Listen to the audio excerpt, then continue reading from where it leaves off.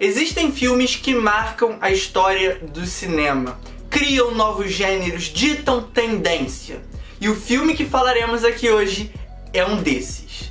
Prazer, eu sou o Luca Leal, você está no meu canal e vamos discutir sobre Janela Indiscreta.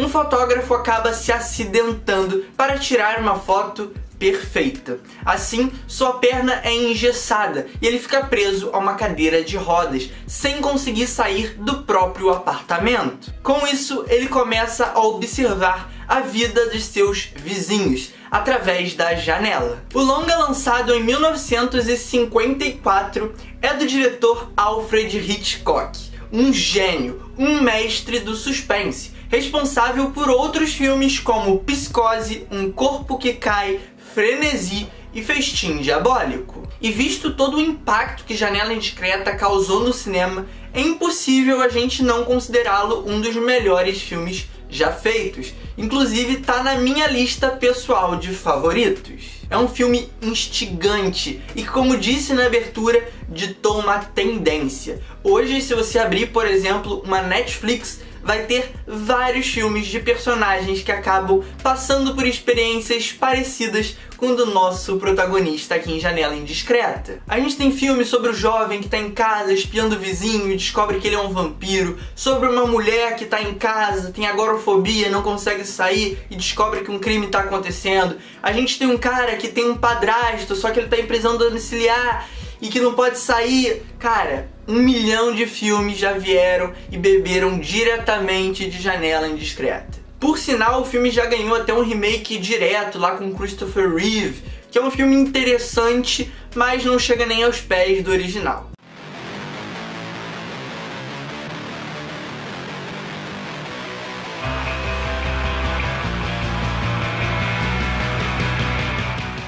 Mas agora vamos lá discutir um pouquinho alguns aspectos que fazem desse filme tão grandioso, tão único e importante. E uma dessas coisas é a mise-en-scène, essa arte a qual Hitchcock dominava com maestria. Ele até dizia que o close era uma espécie de recurso barato, digamos assim, uma facilitação. A mise-en-scène, para quem não sabe, é a composição do quadro, do frame. Então é como você vai posicionar os atores, a arte do ambiente, e a arte eu tô falando, por exemplo, da cor das paredes, do estilo dos móveis, do posicionamento deles, mas também vai se refletir na iluminação, flertando mais com a fotografia. Jogos de sombra, enquadramento, como que toda aquela imagem vai direcionar o seu olhar e comunicar determinada coisa. E um exemplo magnífico de utilização da mise-en-scène nesse filme é justamente a abertura. Hitchcock passeia com a câmera pelo apartamento do protagonista, revelando diversas características sobre ele, desde o nome que está escrito no gesso de sua perna, a câmera que revela sua profissão, o fato dela estar quebrada, que linka com o acidente que deixou naquela situação, revela o amor do protagonista, o calor que está fazendo na cidade naquela época e vários outros traços que definem esse personagem. Percebe como em um único plano Hitchcock consegue estabelecer diversos elementos sobre a trama e sobre o seu personagem? Em um filme mais convencional, eu tenho certeza que ia rolar, por exemplo, flashbacks ou o personagem contando o que aconteceu.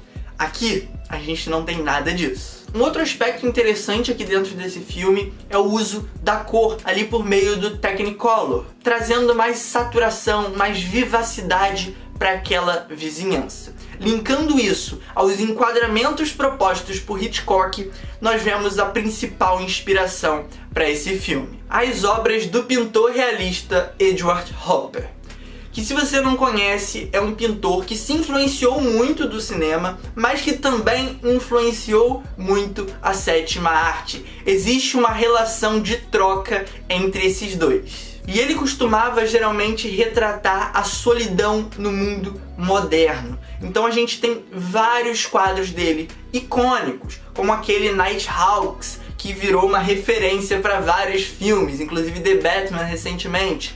mas ele sempre explora as janelas, os vazios, as paredes de tijolinhos muito características de um subúrbio norte-americano. Traz também as cores saturadas, o padrão de vida daquela sociedade, e aí vai representar tudo isso com esses quadros magníficos. Se você pega frames de Janela Indiscreta e compara com quadros do Hooper, é impossível você dizer ali que não houve uma referência, uma inspiração. There's no point in even talking about it. No, come on, where? Cashmere. Something dramatically different. You got it. It's about time you got married, before you turn into a lonesome and bitter old man. Além disso, eu destaco como Hitchcock trabalha o suspense, através, por exemplo, do que não está sendo visto, da sugestão. Quando a gente está vendo um filme, a nossa mente é algo que trabalha muito. A gente está o tempo todo pensando, elaborando ideias sobre o que a gente está vendo.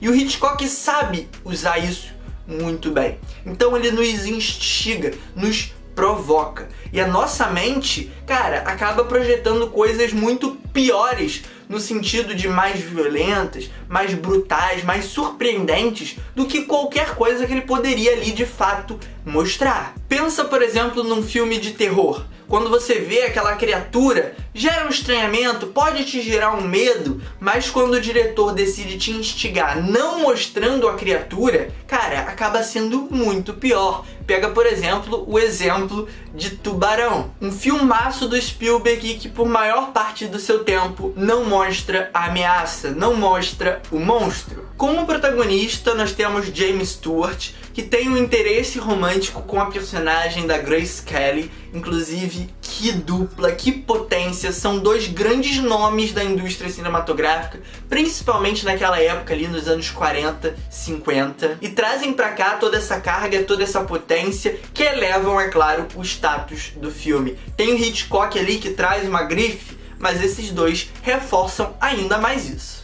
E para finalizar, eu gostaria de abordar um pouquinho sobre como o filme trabalha o voyeurismo e como isso, de certa forma, evoca uma metalinguagem, uma reflexão que transcende o filme e nos faz perceber Janela Indiscreta como um ensaio sobre o próprio espectador do cinema. Todos nós temos curiosidade. A gente assiste um filme para acompanhar a vida de outros personagens, saber o que eles vão enfrentar, quais os desafios, os seus amores, os seus demônios. E Janela Indiscreta traz um protagonista que de certa forma faz isso, mas não através de uma tela, sim através de um vazio, uma janela. E através disso vem as discussões sobre nós seres humanos, esse ímpeto, essa curiosidade, que às vezes é sim prejudicial, mas por muitas vezes nos ajudam a se desenvolver como pessoas. E aí, para complementar esse tópico, eu trago uma experiência minha. Eu vou além. Eu não gosto apenas de apreciar o filme, mas eu me amarro a acompanhar as expressões das outras pessoas vendo os filmes. Uma coisa recorrente que eu faço, inclusive, é assistir ao mesmo filme com diferentes pessoas. Com meus pais, com um amigo, com outros amigos, com meus primos, e assim acompanhar como eles vão reagir a determinadas coisas e comparar isso com a minha reação também. Eu me amarro em fazer isso. Eu adoro fazer isso. E dialoga, de certa forma, muito com essa questão voyeurística que o Hitchcock tanto trabalha. Mas e você? Me conta aqui embaixo qual a sua relação com Janela Indiscreta. Você gosta? Você não gosta? Comenta aqui embaixo. Vai ser muito interessante a gente bater esse papo.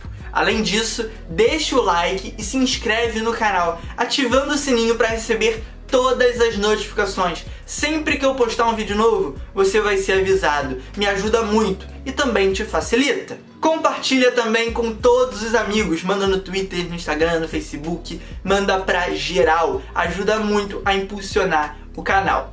Um beijo, valeu, falou, fui!